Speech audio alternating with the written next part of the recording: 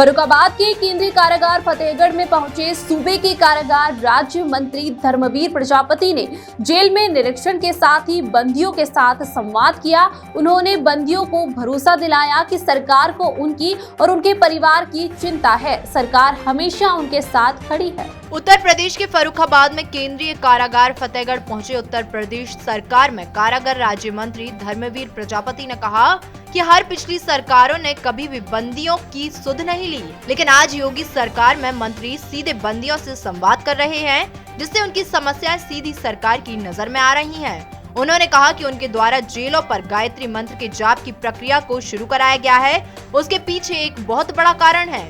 उन्होंने बंदियों को कानून की व सरकार की योजनाओं के विषय में भी अवगत कराया। उन्होंने कहा कि योगी सरकार में अंग्रेजी समय के जेल मैनुअल में बदलाव किए गए। इस समय जेल में बंदियों को लेकर राष्ट्रपति, प्रधानमंत्री व मुख्यमंत्री भी चिंतित हैं, जिसके परिणाम स्वरूप अब कानूनी दांव पेच में बंदी फंसे नहीं रहते। उनकी सरकार में जितने बंदी रिहा हुए हैं, उतने बंदी किसी भी सरकार में रिहा नहीं हुए।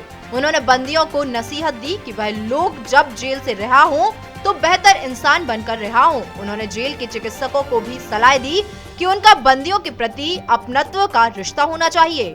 केंद्रीय कारागार फतेहगढ़ के गेट पर विगत कई माह पूर्व खोले गए बंदी उत्पाद बिक्री केंद्र का लोकार्पण कारागार मंत्री धर्मवीर प्रजापति ने फीता काट कर किया। उन्होंने बंदियों के द्वारा जेल के भीतर किए गए उत्पाद को देखा। जेल के भीतर लगे बंदियों के द्वारा निर्मित तंबू भी देखे। उन्होंने बंदियों द्वारा निर्मित उत्पाद की बिक्री के लिए बड़े स्तर की व्यवस्था कराने का भरोसा भी दिया। जेल प्रशासन द्वारा की गई व्यवस्था में कारागार राज्य मंत्री के हाथों जेल के बंदियों को कंबल भी वितरित कराए गए। इसके साथ ही जेल गुमटी के निकट मंत्री ने आम का पौधा भी लगाया। एक सवाल के जवाब में मंत्री ने कहा कि जेल में बंदी रक्षकों के रिक्त लगभग 65 पदों को भरने का प्रयास चल रहा है, उन्हें जल्द भर दिया जाएगा। इसके साथ ही जेल में एक एम्बुलेंस की व्यवस्था भी जल्द ही कराई जाएगी। उन्होंने जेल अधीक्षक PN पांडे की कार्य कुशलता की सराहना की। बंदियों को क्या फायदा मिलेगा? बंदियों का हमारा उद्देश्य संवाद का, ये हमारी 36वीं जेल है जो बंदियों के साथ संवाद सीधा कर रहे हैं। उस संवाद का उद्देश्य है कि ये केंद्रीय कारागार है, इसलिए में उम्र के लोग हैं इसमें। जिला जेल में हम कल सुबह संवाद करेंगे। जिला जेलों में ट्रायल वाले कैदी ज्यादा होते हैं और वो अधिकतर संख्या में युवा होते हैं। युवा हमारे देश का, प्रदेश का भविष्य होता है और देश का, प्रदेश का भविष्य वो न बन पाए, लेकिन कहीं न कहीं अपने घर का भविष्य होता है।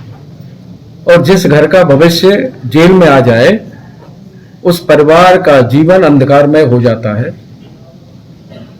रिश्तेदारों का उसके यहाँ आना जाना बंद हो जाता है। उस परिवार में बेटी शादी योग्य है तो अच्छे परिवार में शादी योग्य होना मुश्किल हो जाता है। उस परिवार में अगर भाई कोई शादी योग्य है तो शादी होना मुश्किल होता है। वो परिवार बहुत परिस्थितियों से गुजरता है।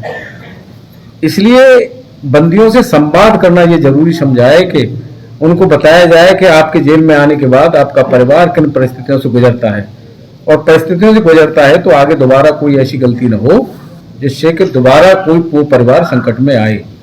उद्देश्य मेन ये है बंदियों के साथ सीधा संवाद करने का, उसमें हम लगातार प्रयास कर रहे हैं। मंत्री जी, सबसे बड़ी इम्पोर्टेंट बात है, पूरा ऑल ओवर यूपी की जितनी भी जेल हैं उसमें कैदियों की संख्या ज्यादा है, चाहे वो बंदी हो चाहे कैदी हो, हर जगह जो है ओवरलोडेड। तो क्या इसको लेके भी कोई व्यवस्था सरकार की तरफ से की जा रही है? देखिए, जेलें बनी हैं, हमारी 68 की जेल है, ये बहुत पुरानी जेलें बनी हैं, और उस समय जो प्रदेश की आबादी थी, उस समय की जो व्यवस्था थी, उस आधार से बनी थी। हम 10 जेल हैं, 10 जिले ऐसे हैं जहाँ जेलें नहीं है। इटावा में नई जेल बन चुकी है, श्रावस्ती में नई जेल बन चुकी है, बस क्रियान्वयन होना है। नैनी में बन चुकी है, क्रियान्वयन होना है। ऐसे ही और जो जिले बाकी हैं उनमें भी हम जमीन लगभग हमने ले ली है। जमीन लेकर के वहाँ नई जेलों का निर्माण कर रहे हैं। जहाँ बैरकों जेलों में जगह है वहाँ हम बैरकें बना रहे हैं।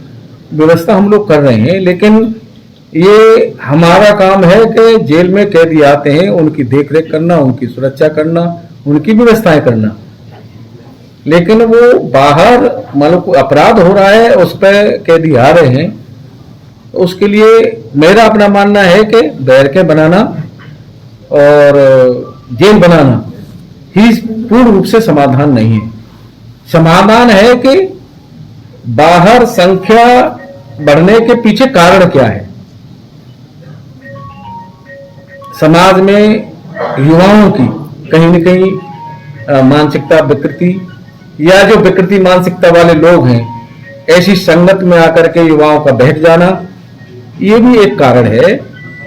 इसीलिए हम संवाद कर रहे हैं कि जेल में, जो जिला जेल है उसमें युवाओं की संख्या 70 से 80% है, और संवाद इसलिए जरूरी समझा है कि वो युवा बाहर जाए तो अच्छा इंसान बनकर जाए, बाहर अगर कहीं दुनिया में दोबारा अपराध न करे बाहर की दुनिया में।